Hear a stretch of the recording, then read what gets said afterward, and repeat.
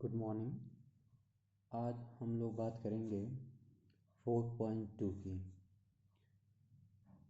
शिक्षण अधिगम के दृश्य उपकरणों के प्रकार, जिसमें हमें पढ़ना है श्यामपट्ट, चार्ट, नक्शा, मानचित्र, प्रतिरूप, कार्यशील प्रतिरूप और फ्लैश कार्ड की प्रयोग विधि। तो कल हम लोगों ने पढ़ा था 4.1 में देखा था कि शिक्षण उपकरण कौन कौन से हुए, जिसमें हमने बात किया था कि श्रव्य उपकरण हैं, दृश्य उपकरण हैं, श्रव्य दृश्य उपकरण हैं। तो आज हम बात करेंगे दृश्य उपकरणों का। जो 4.2 है आपका दृश्य उपकरण के बारे में है वो। तो दृश्य उपकरण में सबसे पहले आता है श्यामपट्ट। श्यामपट्ट यानी कि ब्लैक बोर्ड, जानते होंगे। अब तो खैर वाइट बोर्ड भी शुरू हो गया है वो, लेकिन ब्लैक बोर्ड देखेंगे ज़्यादातर विद्यालयों में, खासतौर से ग्रामीण इलाकों में चले जाए तभी ब्लैक बोर्ड ही प्रयोग होता है वो। तो श्यामपट्ट क्या है जानते ही हैं। श्यामपट्ट कि अब और इसका प्रयोग क्या है, इसको हम कैसे प्रयोग करें, इसकी क्या उपयोगिता है, यही बेसिकली जानना है। यानी कि जितने भी ये उपकरण दे रखे हैं 4.2 में, इसका जानना है कि क्या इसके लाभ हैं हिंदी शिक्षण में और इसको प्रयोग कैसे किया जाए। तो वही है आपको इसमें पढ़ना है। तो श्यामपट्ट कहते हैं कि श्यामपट्ट उतना ही अध्यापक के लिए आवश्यक है जितना एक सैनिक के लिए शस्त्र आवश्यक है। यानी कि एक अध्यापक जब कक्षा में जाता है तो उसके वहाँ पे श्यामपट्ट होना जरूरी है, आवश्यक होता है वो। इसीलिए ऑपरेशन ब्लैक बोर्ड शुरू हुआ था, आप लोगों को पता होगा तो, कि ऑपरेशन ब्लैक बोर्ड में कहा गया था कि उस हर एक कक्षा में, हर एक विद्यालय में की कक्षा में एक ब्लैक बोर्ड होना चाहिए, ताकि शिक्षक जो चाहता है उस पर कुछ लिखे। क्यों? क्योंकि आप जानते हैं कि हमने जो 4.1 में पढ़ा था कि शिक्षण उपकरण क्यों आया, उसका प्रसंग क्या था, उसका संदर्भ क्या था, आने के क्यों लाया गया इसको। तो हम लोगों ने बात की थी कि मरिया मॉन्टेसरी होंगे या फ्रॉवेल हो गए, उन्होंने कहा था कि जो हमें ज्ञान मिलता है, जो सूचनाएं प्राप्त होती है, वो केवल एक ज्ञानेंद्रिय से नहीं होनी चाहिए, हमें कई ज्ञानेंद्रियों का प्रयोग होना चाहिए हो।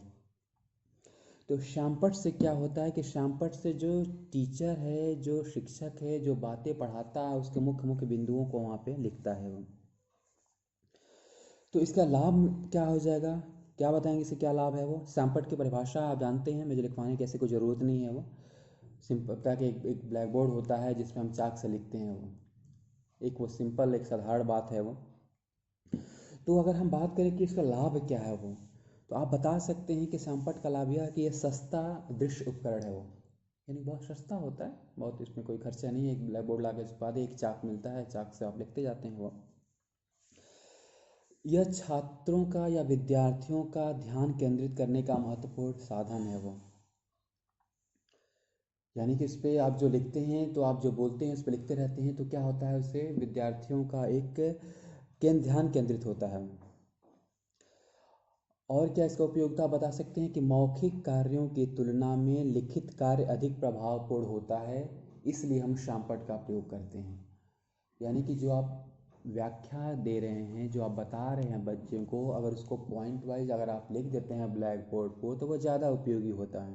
क्या आप बता सकते हैं कि मुख्य, या आप कह सकते हैं कि पाठ के मुख्य बिंदुओं को लिखने के लिए श्यामपट्ट का उपयोग किया जाता है। कोई चित्र बनाने के लिए, कोई रेखा चित्र बनाने के लिए, या कोई ग्राफ बनाने के लिए श्यामपट्ट का प्रयोग किया जाता है।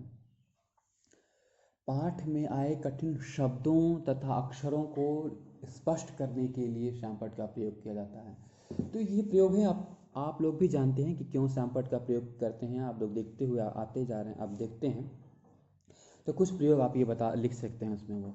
अब बात आती है कि अब इसमें जो पूछा कि प्रयोग विधि, तो श्यामपट्ट के प्रयोग में क्या बातें हमें ध्यान में रखनी चाहिए, क्या सावधानियां रखनी चाहिए।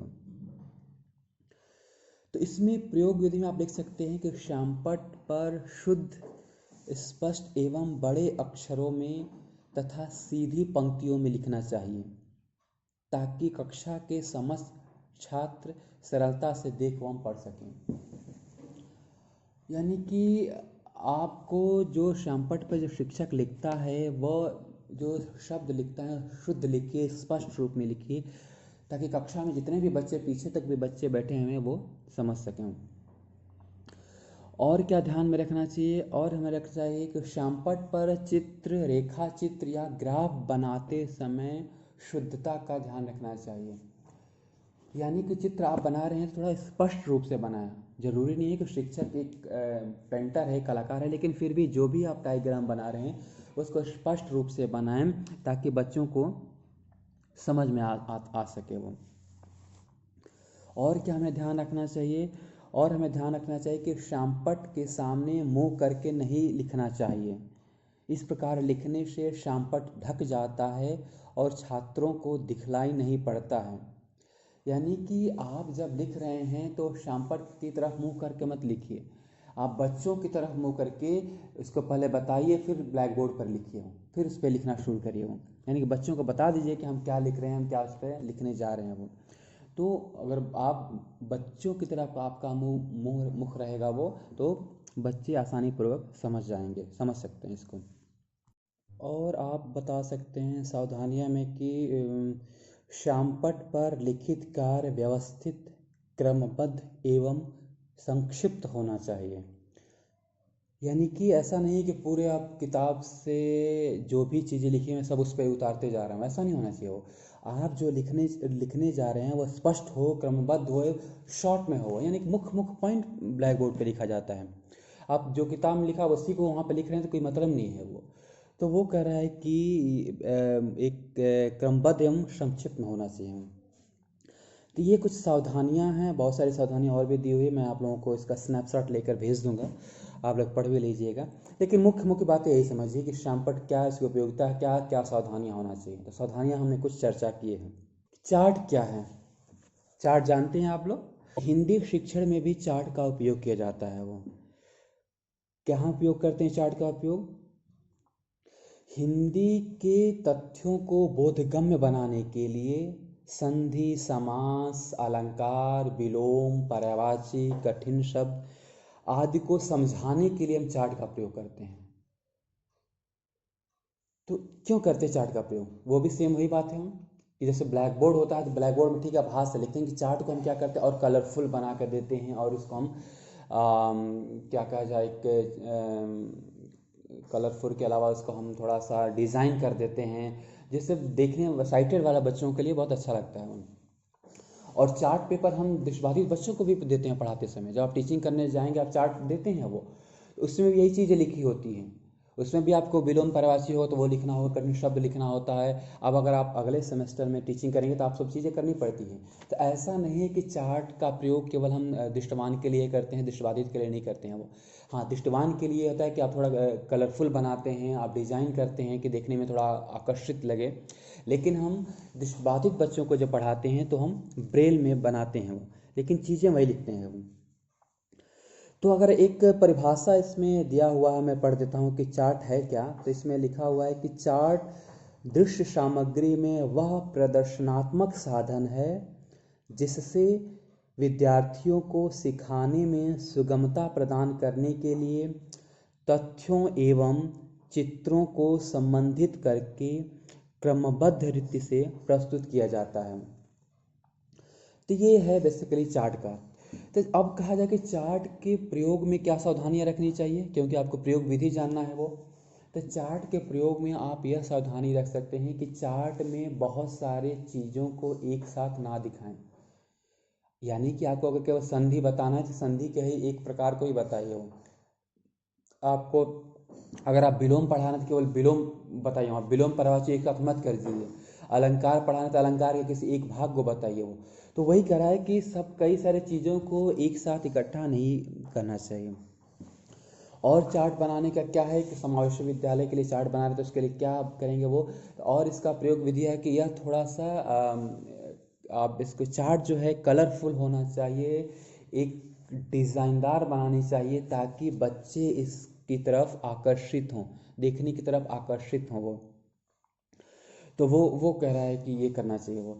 तो ये इसकी प्रयोग विधि आप चार्ट की भी बता सकते हैं कि कैसे हम इसको प्रयोग किया जाए। और सारी चीज़ें हैं, जैसे सपोज करिए कि चार्ट में जो सामग्री आप प्रस्तुत कर रहे हैं, जो बता रहे हैं, वो उनके लिए उपयुक्त होना चाहिए। यानी कि उपयुक्त होना है, यानी कि जो मुख्य बात होनी चाहिए, मुख्य चीज़ें होनी चाहिए, वही बतानी चाहिए आपको। क्योंकि जो वैसे एक्सप्लेन करना है, व्याख्या करना है, आपके लिए ब्लैक बोर्ड है वो, लेकिन कुछ चीज़ें ऐसी हैं जो आप उसको चित्र के माध्यम से बनाना चाहते हैं, कुछ आकर्षित रूप में दिखाना चाहते हैं, तभी आप चार्ट का प्रयोग करते हैं। वो चार्ट को जो हम दिखाते हैं उसमें हम संक्षिप्त में मुख्य बिंदुओं को ही बताएंगे वो। तो वो हो गया चार्ट के प्रयोग की विधि। अब हम बात करते हैं नक्शा या मानचित्र। दोनों आपका नक्शा और मानचित्र अलग, लेकिन बेसिकली वही है मैप। मानचित्र क्या है वो? मानचित्र नक्शा दिखाने का तरीका एक ही है वो, तो हम एक ही में बात करते हैं वो। मानचित्र क्या है? मानचित्र आप जानते हैं वो कि मानचित्र, अच्छा अब आप कहेंगे मानचित्र का तो हम प्रयोग भूगोल में करते हैं, सामाजिक विज्ञान में करते हैं, यहाँ पे क्यों आया हुआ? ऐसा नहीं है वो। मानचित्र का प्रयोग हम हिंदी में भी करते हैं वो। कहाँ करते हैं वो हिंदी में वो मानचित्र का प्रयोग?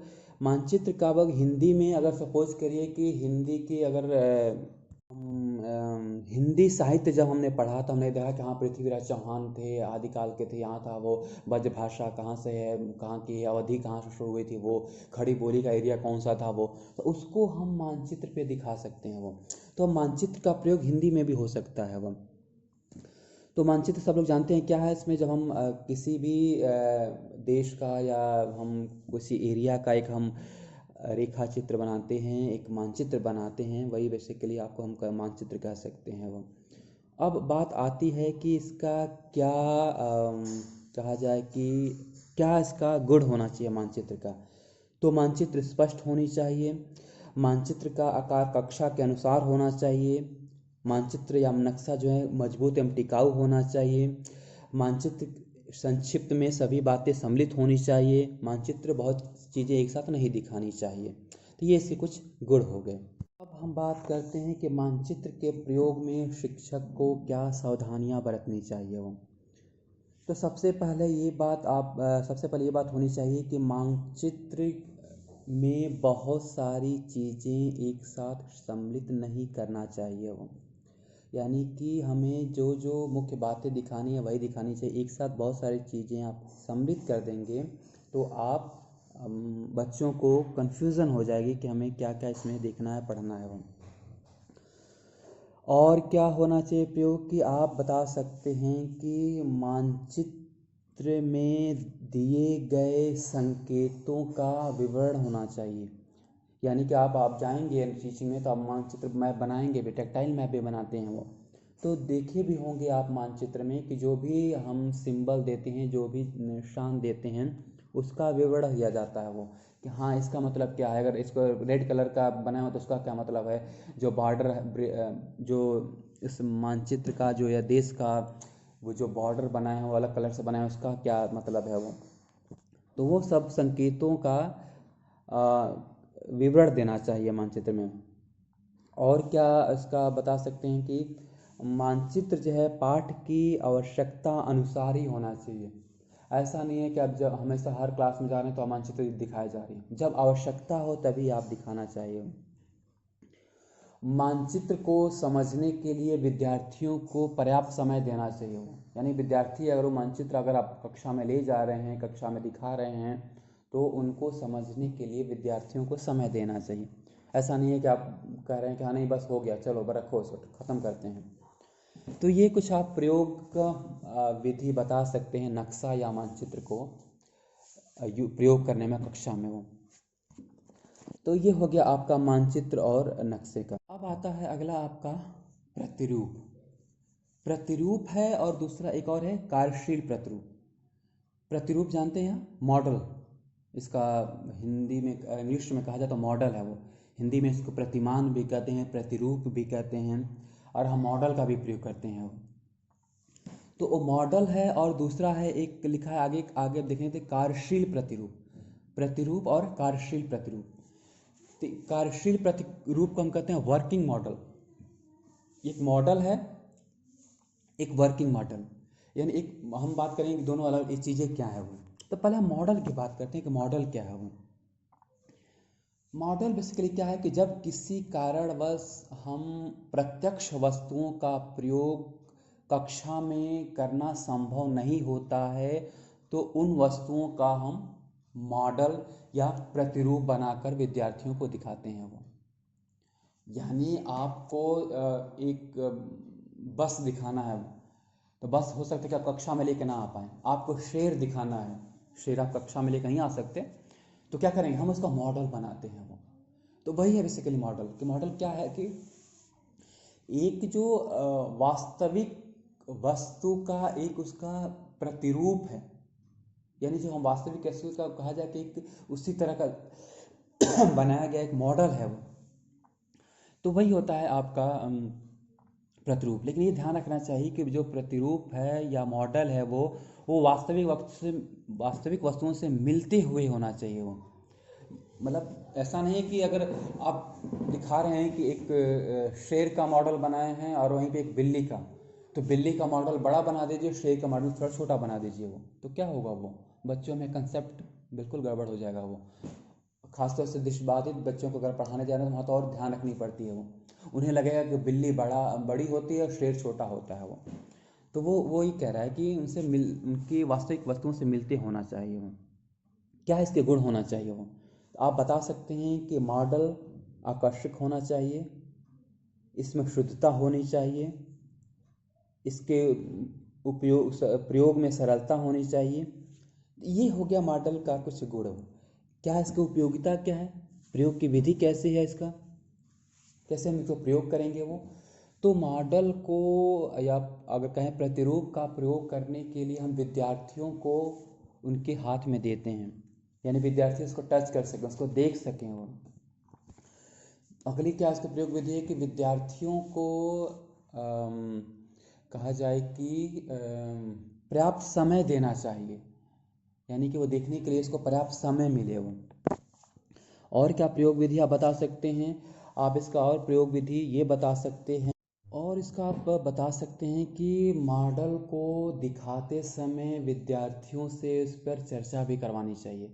यानी कि अगर आप दिखा रहे हैं कोई भी मॉडल तो बच्चों से उस पर बात भी कराएं, चर्चा भी कराएं कि हाँ क्या है, शेर है, इसका क्या होता है, कैसा करता है, क्या इसका भोजन होता है वो। तो वो सब सम्मिलित हो जाता है इसका प्रयोग की विधि में। और दूसरा है आपका कार्यशील प्रतिरूप, वर्किंग मॉडल। वर्किंग मॉडल क्या है जानते ही होंगे आप। एक मॉडल है कि हाँ सीधे आपने किसी चीज़ का बना के ले गए, मिट्टी का बना के ले गए, किसी हार्ड प्लास्टिक का बना ले गए, आप किसी कागज़ का बना के ले जाते हैं, वो तो हो जाता है, आप स्टील मॉडल बोलते हैं इसको। स्टील मॉडल या प्रतिरूप या केवल मॉडल कह सकते हैं वो। दूसरा है कार्यशील प्रतिरूप, वर्किंग मॉडल। आप देखे होंगे कि हाँ कोई सा आप ऐसा मॉडल बना के ले जाते हैं कि जिसमें लाइट ऑन करके लाइट जलने लगती है, वो घूमने लगता है, हेलीकॉप्टर चलने लगता है। खास तौर से जब विज्ञान के जो बच्चे होते हैं, साइंस में हम वर्किंग मॉडल ही बनाते हैं वो। यानी कि वो काम करता है, वो चलने, हेलीकॉप्टर हुआ वो धीरे धीरे चलने घूमने लगेगा, कार चलने लगती है वो, तो उसको कहते हैं वर्किंग मॉडल या कार्यशील प्रतिरूप। तो प्रतिरूप और कार्यशील प्रतिरूप यानी कि एक स्टिल मॉडल, स्टिल माने एक रुका हुआ मॉडल हो गया, यानी जो स्टिल मॉडल उसे कहते हैं जो स्थिर होते हैं। उनसे क्या कहते हैं कि उनसे किसी वस्तु के आकार, प्रकार, आयाम आदि का ज्ञान दिया जा सकता है। जबकि वर्किंग मॉडल के माध्यम से हम आकार, प्रकार, आयाम आदि के साथ साथ उनकी कार्यविधि का भी ज्ञान दिया जा सकता है बच्चों को। यानी कि आप केवल एक मॉडल बना के ले आ रहे हैं, एक कुछ पत्ती दिखा रहे हैं बच्चों को, या समझ करिए कि कुछ हम एक बस का दिखा रहे हैं, एक कूलर का हम मॉडल दिखा रहे हैं, केवल उसको शेप बनाकर बच्चों को दिखा रहे हैं, वो उसका आकार दिखा रहे हैं वो। लेकिन अगर वही कूलर को हम उसमें एक छोटा सा मोटर लगा दें, फैन लगा दें, अगर हम एक उसमें स्विच लगा दें, एक छोटी सी बैटरी लगा दें, जब हम ऑन करते हैं वो चलने लगता है वो, तो उसको हम वर्किंग मॉडल बोलते हैं वो। तो यही है आपका इसमें प्रतिरूप मॉडल और कार्यशील प्रतिरूप मॉडल, प्रतिरूप और कार्यशील प्रतिरूप, यानी कि एक मॉडल और वर्किंग मॉडल। मॉडल को हम स्टील मॉडल भी कहते हैं वो। तो ये आपको चीज़ें पता होनी चाहिए, मॉडल स्टील मॉडल और वर्किंग मॉडल। अब हम बात करते हैं कि आपका लास्ट जो है फ्लैश कार्ड। फ्लैश कार्ड आप जानते होंगे वो क्या है। वो एक जो हम छोटे छोटे एक कहा जाए कि एक छोटे साइज़ का, एक आपके जो हाथ के पंजा है उतने छोटे छोटे साइज़ के हम एक हार्ड बोर्ड पर या कुछ एक हम कहा जाए कि एक चोरी मोटी सी पेज है, उस पर हम कुछ अलग अलग चित्र बनाते हैं या अलग अलग हम बातें लिखते हैं वहाँ। जैसे अगर आपको बच्चों को पढ़ाने जा रहे हैं अलंकार, तो हम एक एक पहला हम उसको फ्लैश कार्ड दिखाएंगे, उस पर लिखा है कि अलंकार क्या है वो। दूसरा फ्लैश कार्ड आप जो देखते हैं उस पर लिखा रहेगा कि अलंकार की परिभाषा। तीसरा फ्लैश कार्ड पे उसमें अलग अलग लिखा अनुप्रास अलंकार क्या है वो लिखा होगा वो। यानी कि एक हम दूसरे शब्दों में कहा जाए तो जो आप पीपीटी देखते हैं वो पावर पॉइंट प्रेजेंटेशन देखते हैं कि एक स्लाइड होती है दूसरी स्लाइड आती है, वो उसी तरह से ये है। वो एक तरीका वो वही वही है बनाने का, जो तरीका है वो छोटे छोटे बना होता है। जब आप जाएंगे लेसन प्लान बना पढ़ाने के लिए तो आपको ये बनाना होगा वो। तो उसमें भी क्या होता है, हम छोटे छोटे हार्ड बोर्ड के या छोटे छोटे पेज पे हम फ्लैश कार्ड बनाते हैं। वो आकर्षित बच्चों को हम दिखाते हैं। वो पहले हम दिखाएंगे हाँ क्या है, अलंकार है वो देखिए वो, उसको परिभाषा बताते हैं। वो उस पर अलग हम छोटे से कोई चित्र बना देते हैं, क्या है ये, इसका मतलब बताइए। तो वो होता है बेसिकली फ्लैश कार्ड। वो खासतौर से जो एचआई वाले बच्चे हैं, जब एचआई बच्चों को पढ़ाने आप जाएंगे तो फ्लैश कार्ड का वहाँ जरूर प्रयोग होता है। वो तो जो एचआई वाले बच्चे हैं उसका मतलब समझ गए होंगे कि क्या है ये फ्लैश कार्ड में। आप लोगों भी उम्मीद है कि आप लोगों ने नाम सुना होगा फ्लैश कार्ड। तो ये इसको कैसे प्रयोग करेंगे वो, तो इसका प्रयोग करने का विधि आप बता सकते हैं कि आप विद्यार्थियों को हम एक एक करके फ्लैश कार्ड दिखाते हैं। यानी कि आपको अलंकार पढ़ाने जा रहे हैं कक्षा में, तो आप इकट्ठा एक साथ जितने भी बनाए हुए फ्लैश कार्ड वो नहीं दिखाते हैं। आप पहला दिखाएंगे, उसके बाद दूसरा दिखाएंगे, फिर बच्चों से चर्चा करेंगे, फिर तीसरा दिखाएंगे वो। तो वही कह रहा है कि आप फ्लैश कार्ड का प्रयोग करने में जिससे हम एक ही करके दिखाएंगे। और का प्रयोग विधि हो सकता है कि प्रत्येक फ्लैश कार्ड को दिखाते समय विद्यार्थियों से चर्चा करेंगे या प्रश्नोत्तर करेंगे वो। यानी कि क्या है इस फ्लैश कार्ड में, क्यों दिखा रहे हैं, क्या मतलब है वो, उसकी हम चर्चा करते हैं या बच्चों से पूछते हैं, बातें करते हैं वो। तो बच्चे उस पर अपना मत रखते हैं, अपने बताते हैं क्या है वो। और क्या है कि बच्चों को फ्लैश कार्ड दिखाते समय पर्याप्त समय देते हैं वो। यानी कि आपने दिखाया, पहले अलंकार की एक परिभाषा बना के दिखा रही है वो, तो वो अनुप्रास अलंकार क्या है वो देख रहा है वो, तो थोड़ा उसके समय दीजिए, समझने दीजिए क्या चीज़ें हैं वो। ऐसा नहीं कि बस ले गया दिखाया फिर अंदर रख लिए, वो कोई मतलब नहीं बनेगा वो। तो ये है आपका फ्लैश कार्ड के प्रयोग की विधि।